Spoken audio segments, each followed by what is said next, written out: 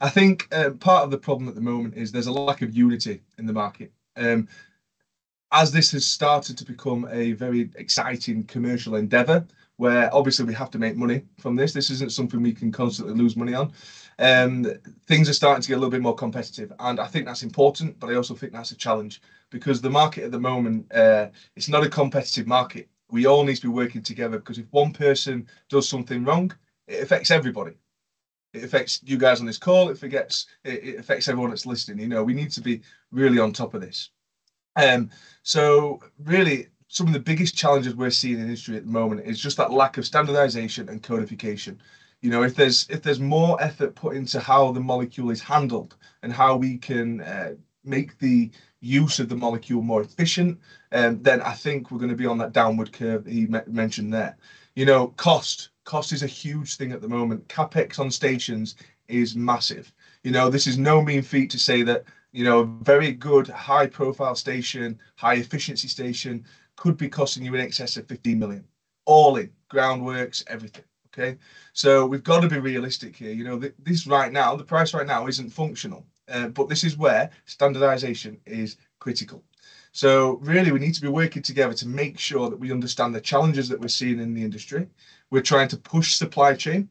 Here in the UK, we have a fantastic supply chain. And one thing I'm very proud about to be British, one of the very few things at the moment, so I apologise for everyone who isn't British.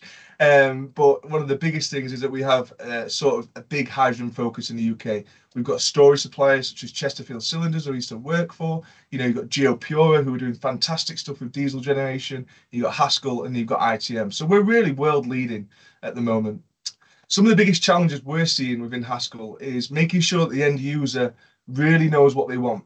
And what I mean by that is, in most cases, I would say in almost every case, the questions that are getting asked at inquiry stage are, what's the fastest you can fill a vehicle? I've got 2, 3 vehicles.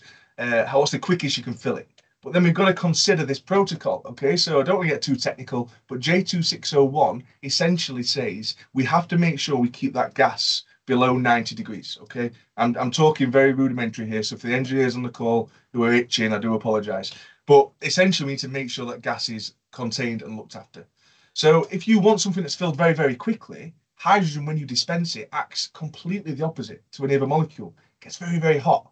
So then what we need to do is chill that gas. So straight away, you're going down the route of, if I want a 3 to 5 minute fill of a vehicle, you then got to get that gas cooled right down to -40.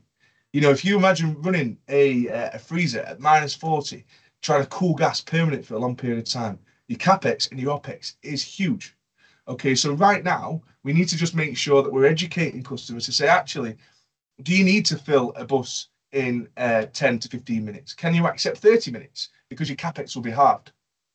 One of the other areas that we're struggling as well is, well, not struggling, I guess it's just a challenge, is making sure that our end users are aware of the cost implications of decisions. So very small decisions, like I just said, about the refueling speed can make a dramatic impact.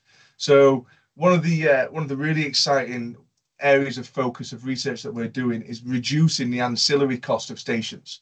So in some cases, the storage, let's talk about the storage.